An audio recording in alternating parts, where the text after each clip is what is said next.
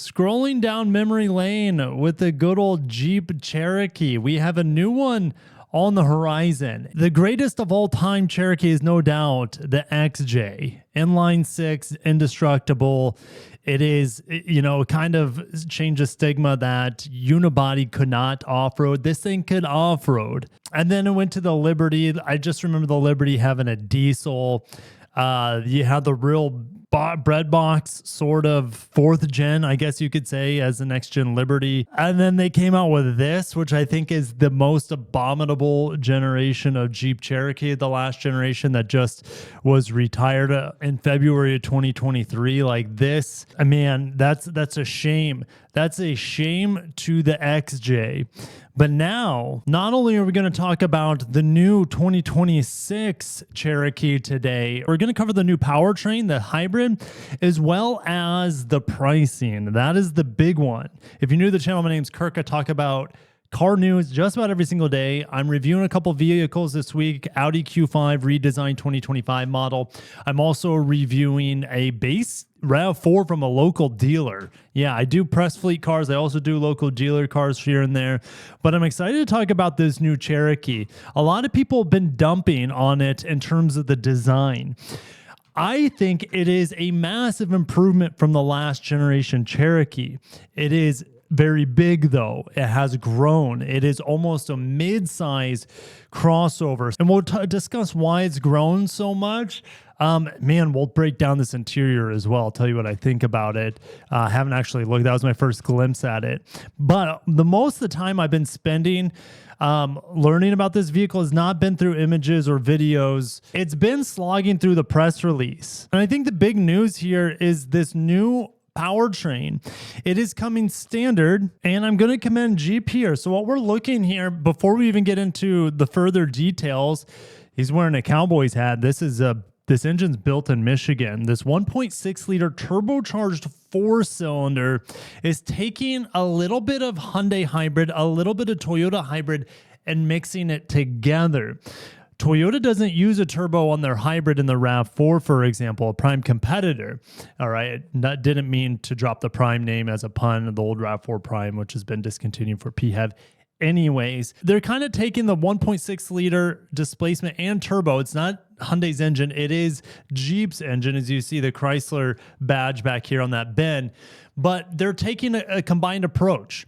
They're not using an automatic transmission. They're using a power split device, which is essentially indestructible. Now, Stellantis uses the power split device ECVT transmission on the Pacifica plug-in hybrid. This, as of now, is not a plug-in hybrid that I'm aware of. It's launching as a 1.6 liter four-cylinder hybrid standard all-wheel drive because it's a Jeep. But I wouldn't, you could call heresy, but I wouldn't mind personally if they offered a cheaper front-wheel drive model because the prices are going to be pretty crazy here. So this engine is built in Michigan. The vehicle's assembled in Mexico, and so that the pricing as we get into it, that could be. It could be high because of tariffs, but I'm ready to get into the press release here. It has 210 horsepower and 233 pound-feet of torque. Okay, if we look at the new RAV4 hybrid, I want to say it's 226 horsepower, and torque is not really defined there. I saw Lexus define their torque this morning on their hybrid as 233, so it's comparable in torque on the Toyota hybrid without having turbocharged. Okay, now 210 horsepower is down on Toyota's horsepower by a little bit. Like I said, 226. Now, Toyota also has the optional plug-in hybrid that will be available at launch. And that is for the new RAV4 that's going fully hybrid.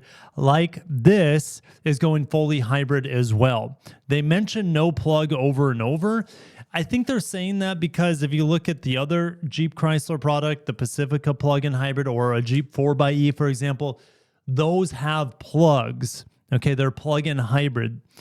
This, at least now, is not a plug-in hybrid. It is going to achieve 37 miles per gallon with a 1 kilowatt hour battery. Now, they say it can go up to 62 miles an hour in fully electric. No one's ever, you would have to be no traffic, perfect temperature. You have to be going downhill. So they're using a dual motor hybrid just like Toyota's, except you take out Toyota's 2.5 liter 4-cylinder and you put in a 1.6 liter turbocharged 4-cylinder. I'm really surprised at the amount of boost, 38 PSI of boost, and the compression ratio is really high for a turbo engine at 11.3 to 1 with this Miller cycle combustion.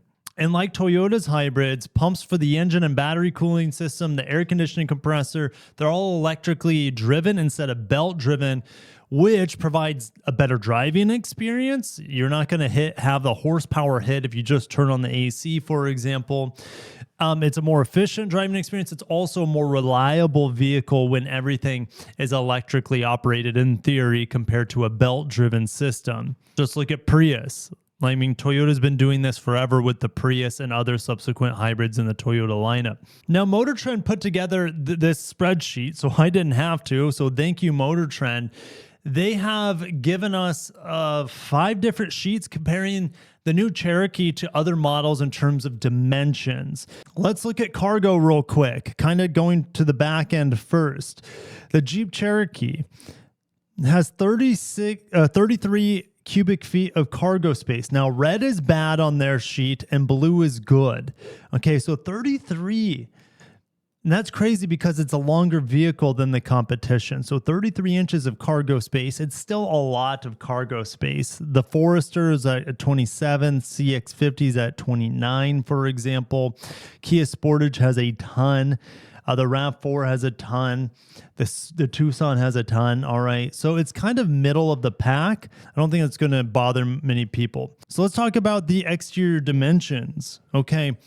Blue is bigger in this. I'm not saying it's better in this case because it is so much bigger wheelbase and length than its competition.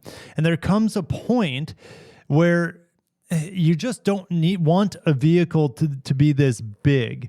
All right. This is essentially a midsize competing with compact. They're all midsize nowadays, but this is a compact segment. All right. It's about 2 inches shorter than the average length of a midsize, which is something like a Sorento or a Highlander, but those have 30 rows of seats. So it's a 3 rows of seat sized vehicle in length almost, with 2 rows of seats and kind of compromised cargo capacity. The wheelbase is enormous. Why is it 113 inches? Well, this is Stellantis product. Stellantis had this vision of electrifying everything, but the market's like, we don't want that, or they're losing too much money. Look at the, Challenger EV. Charger. It's not the Challenger. Charger EV. Even though it has 2 doors. So anyways, wheelbase 113 inches, massive. And you look at everything else in the segment, there it's around 106, 107, 108 inches. All right. So totally different class of wheelbase. Now, what does that mean? Well, it's going to be more difficult to turn in parking lots, doing U-turns. It's going to be boaty. All right. I don't like driving boaty unless it's purposely a boat, as in a 3-row vehicle. All right. So it's going to feel like a 3-row with 2 rows. Length, 188 inches. So not only do you have a long wheelbase, which is going to be like turning a minivan, you have a length which is really, really long. Something like a Highlander in length almost. We move on to the width. It's about 75 inches. It's, you can only get so wide due to the width of a lane in the road and other laws and regulations around width. The Mazda CX-50 is about 1 inch wider, despite the Cherokee being over 1.5 inches wider than a RAV4. Height, 67.5 inches tall, which is about taller than everything other than a Forester. Let's get into interior dimensions. There's a lot to unpack here. Front headroom, it does really well. Front legroom, okay. Front shoulder room, really well. So front passenger space, cubic feet, it's really well. Almost as good as the really spacious Forester with big windows. Rear headroom, really good. Rear legroom, not very good. That's surprising. All right, for such a long vehicle, you have poor rear leg room. That's not good.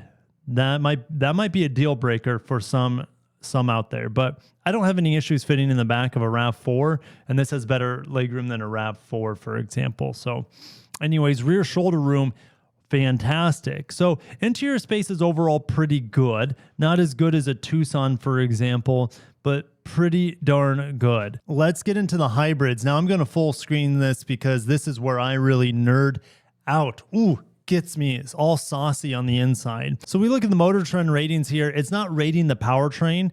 It's actually just rating the vehicle itself. Would I say that the RAV4 is better than the competition? And the answer is in some ways, yes. In some ways, no. Is it overall the best? And the answer is you can make that argument. The Sportage comes out as like the value play in this segment, and that has a lot of weight. The CR-V is the smoothest hybrid, and you have a lot of space in it. The Tucson is very similar to the Sportage. It's a good hybrid, not the most efficient. That's where the Hyundais fall. Okay, not the most efficient hybrids. Mazda doesn't give us enough metrics in here. The CX-50, it's kind of just like a nicer interior RAV4, but with less space. It feels more cramped on the inside. A little bit more fun to drive though. And I haven't driven an Escape hybrid, maybe ever. So, all these are essentially eCVTs. Honda says one speed, they say one speed auto. Honda will say eCVT. So it's electric motor driven. All right. So it's not really an eCVT, but it feels like an eCVT at times because you do rely on the engine quite a bit. Anyways, 6-speed auto is what the Hyundais have, and it will carry over a new 6-speed auto for the new generations. For example, the new Palisade is introducing this new dual motor hybrid that has a 6-speed auto. It's a departure from their single motor hybrid with the 6-speed auto that is currently in development. So the new Hyundai hybrids coming, I cannot wait for. All right. Jeep is doing something a little conservative here. They're essentially making a RAV4 hybrid with a turbo engine with a smaller displacement, which, unfortunately they can't come to the 226 horsepower of the new RAV4 coming out this fall. Torque is about the same with Toyota's hybrid. 0 to 60 looks quite a bit slower than a RAV4. 8 seconds. 8 seconds is still fine for the segment, but why is it 8 seconds here? All right, it shouldn't be that much further behind, but it is a bigger, longer vehicle than the RAV4. So 8 seconds I'm okay with it. Fuel economy, apparently Jeep is really focusing on city fuel economy with the tuning of this hybrid.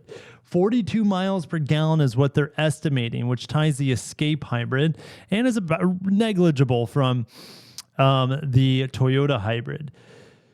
Tucson and the Tucson and the Sportage, like I said, they struggle with fuel economy overall. All right. And it looks like the Jeep Cherokee has poor aerodynamics because its highway fuel economy is trash compared to the competition. 33. Now, again, maybe it's because it's heavier. So, the engine is doing most of the work on the highway. I don't know why it's so poor on the highway, but overall, 37 miles per gallon, pretty damn good for such a big, compact crossover. I'm excited to test out this turbo hybrid setup. Pricing, this is where it gets a bit bonkers. The base trim for the Cherokee, which is not available this year, their upper trims are the only ones available, and those are going to be over $40,000. It tops out at $46,000. This new Jeep Cherokee. The RAV4 doesn't come close to that. Of course, the Kia doesn't. Honda gets closer at $43,000. So they're coming in with maximum pricing at the top end, and their entry-level price is also really high. Really high. Think about this. The Toyota RAV4 hybrid is about to get cheaper. It's going full hybrid, so economies of scale is going to benefit it. All right. So the RAV4 hybrid is also going to have the advantage of having front-wheel drive, which also further lowers this price tag. The Jeep just can't compete on price with the RAV4. It can't compete with the Koreans. The CRV, it will compete. The CRV is priced too high. Now we're seeing big discounts on the CRV because it is MSRP too high from the factory. And so we do see these are not necessarily the numbers that you're going to buy the vehicle for. All right, Forester Hybrid, way too expensive. Subaru's going to eat a lot of incentives potentially, and also just discounting this vehicle. It's too expensive for what it is. All right. And so RAV4, the Koreans looking best. The RAV4 is still the best in terms of pricing and overall hybrid and overall compact crossover. Okay. And the new one, if it takes the new RAV4, if it takes the jumps that the Camry did from 24 to 25 model year, the RAV4 does that from 25 to 26, just refining the platform that it's on right now. It's going to bury everything. It just depends if Toyota can pull that off. They did it with the Camry. I don't understand why they wouldn't be able to pull it off with the RAV4. And I love the competition here. The Koreans are coming in with new hybrid system and new plug-in hybrids soon. That will be fun. The new Jeep Cherokee hybrid only. I applaud them for that. That's where the market's hot. But these prices are too high. The vehicle is too big. You know, I've been looking at the Santa Fe a lot lately. The Santa Fe is 188 inches long with a third row of seats. And here we are. Here's a Jeep Cherokee with 2 rows of seats at 188 inches long. It's as long as a Santa Fe. Doesn't have the optional gasoline powertrain that a Santa Fe does. It's priced as high as a Santa Fe. It just doesn't have that third row of seats. So it's in this weird in-between segment. It's too big for a compact. It doesn't have a third row like a traditional midsize nowadays. And it's priced high. So I want to get into the images. What do I think about it? Well, boxy and hard edges is popular right now. And I think they did an okay job with the front end. You know, they have the 7 vertical bar Jeep logo here, which is fine. Headlights are pretty, I don't know, pretty standard. There's nothing fancy. But when I see this front end, it does say Jeep to me. That's for sure. I don't think it's understyled or overstyled. I think it's fine. Now, how this cuts back is a little weird. I'd prefer my headlights to be more individual, more traditional Jeepy, and more individual headlights instead of it running to the side. I mean, maybe they do that for the turn indicator, so you have a turn indicator visible from the side. Man, looking at it from here, we also have door handles that are flat against the body. You can tell this was designed primarily as an EV with its long proportions. The back looks kind of Land Rover-y to me. I think it's fine. It's squarish. I don't know. I don't know if I like the back better than the front, but it is pretty minimal, and I appreciate that. It looks very Jeepy from the side in emotion. I think I like the design. I don't think the design is going to hold this vehicle back from succeeding on the market.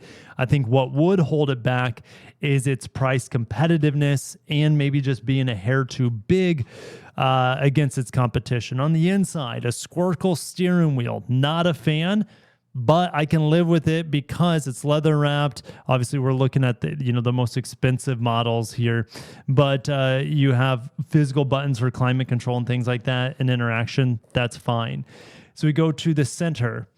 Volume knob. Why is it all the way over here? Drives me nuts when manufacturers do this. You might be saying, Kirk, it's for the passenger. Yeah. So what? Most of the time when someone's driving this, they don't have a passenger, and I don't like fiddling with the controls on the steering wheel and the back of the steering wheel in the case of a Stellantis product all the time to adjust volume. I want my volume knob close to me. This is not close to me. We have a touch capacitive climate control panel here. Not the worst. It's not baked into the touchscreen, but this is going to be frustrating to mess with. Let's hope the auto AC in here is good. Even though it's fixed and I know where the general area is, it's just not as good as a physical button. I do have physical buttons, ironically, down here for things that I don't touch much, which is lane centering, traction control, that sort of thing. All right, we do have a drive select piece over here. Let's check this out. Engine start stop button here, rotary dial. So this is what I'm getting frustrated with nowadays, is that they get rid of a shifter. Well, if you get rid of a shifter, get rid of it completely.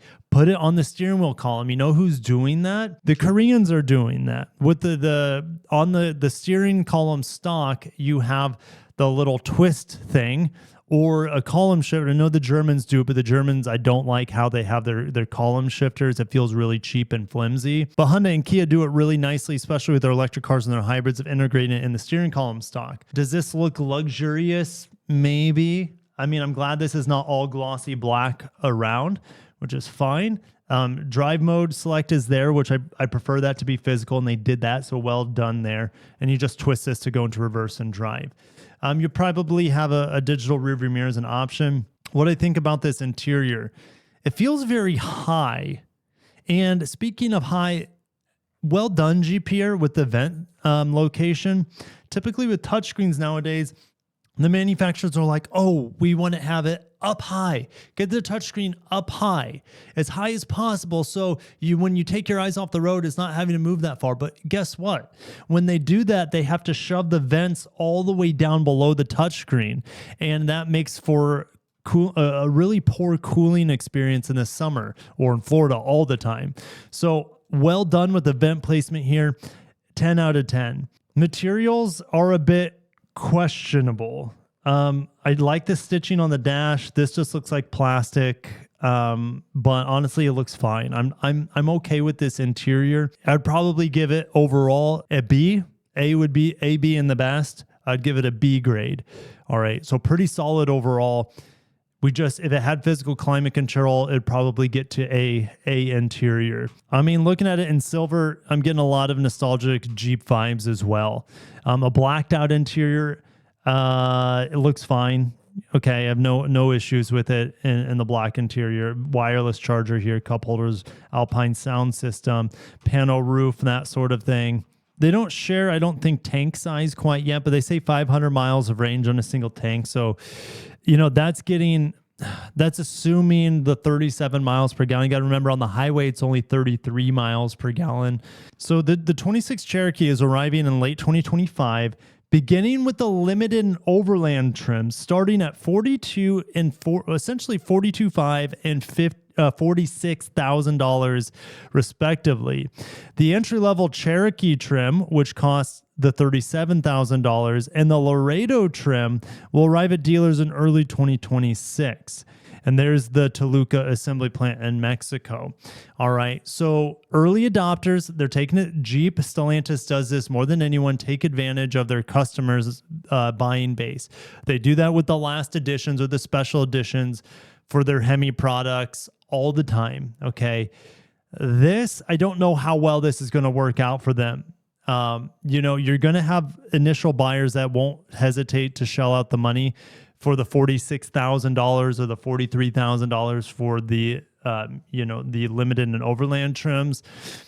But the market in the mid 30s is where it needs to succeed. So we'll see how good the Cherokee is on its base Cherokee trim, which standard on the base Cherokee are the screens that we saw, the two 12-inch, or one is a 10, one's a 12-inch screen. Uconnect, whatever, passive entry system. I'm assuming that's like wireless door openings. You just walk up to the door, like smart access Kia system. Rain sensing wipers, whoop-de-doo. Emergency auto braking, okay, Toyota does that too. Intersection collision assist, okay. Blind spot monitor standard, that's good. It should be for how much. Drowsy driver detection, that shit drives me nuts, excuse my language. Active driving system, a level 2 driver assistance system with adaptive cruise, that is standard, that sounds good. Rear park assist with automatic emergency braking. I like the parking sensor standard here, I do appreciate that. I wish I had pictures of the base trim. So you can get this optional equipment in the Cherokee base trim too, but at that point, it's like, well, just get a different trim level, you know what I mean? And so it comes down to pricing here on this new Cherokee standard hybrid. They nailed, I think the design's good enough. I think the interior's good enough. I think the powertrain's good enough to be competitive in this segment. The pricing is the head scratcher here. The entry-level models not available at launch. You're going to have to wait for them. And then the upper trim models are very expensive compared to its competition. But like I said, it's kind of an in-betweener sort of vehicle between midsize and compact. One powertrain here, while a lot of the competition offers multiple powertrains. No plug-in hybrid yet, no battery electric. I don't think there would be a big take rate for the battery electric. But if the plug-in hybrid's really good, people might shell out an extra, $5,000 or so over the standard hybrid. I'm not quite sure, but it all depends on what Toyota prices their new 320 horsepower plug-in hybrid at. That is available on the Woodland trim, the XSE trim, the GR Sport trim has it. I think maybe the Limited can get it too. It's just not available on like the LE and XLE trims, for example. I'm trying to remember, but I'll be driving the RAV4 hybrid soon, the new redesign in the next couple months. Stay tuned for that. Check out my driving impressions on the CR-V hybrid. I've driven actually all of these right here. So they're on the backlog on the channel. Check them out if you're interested in my driving impressions on them. Besides the Escape hybrid, have not driven that. I have not driven the Forester hybrid either yet. I forget that's all the way over here on the right. Have not driven that one yet. I will hope to very, very soon once I get in the press fleet. So thank you guys for watching. Stay tuned for more updates. I don't cover Jeep very much, but Jeep has a special place in my heart as an American raised boy. So Jeep is, say what you want about them, but I still have a little Jeep in my heart no matter what. And the Cherokee just might be too expensive for its own darn good. And they're going to have to incentivize this vehicle, I'm fearing. But that shouldn't be... That should be par for course, right? Negotiate as low as you can at the dealership because these prices are too high, in my opinion, versus the competition. Have a great day, guys, as we welcome back the Cherokee into the North American lineup for Jeep.